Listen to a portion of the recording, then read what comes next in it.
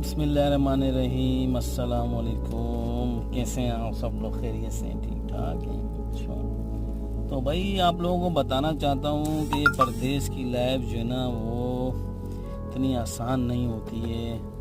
तो जो लोग अपने मुल्कों में हैं वहाँ पर कोशिश करें। यहाँ लाइफ जो है ना बहुत स्ट्रगल करके गुजारनी पड़ती है।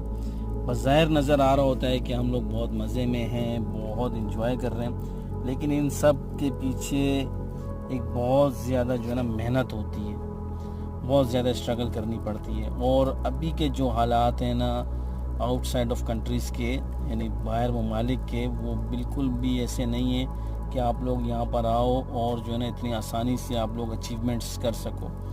तो मेरा मशवरा ये है कि अपने मुल्क में मेहनत करें और वहीं पे थोड़ी सी मुल्क के लिए तरक्की का सोचें।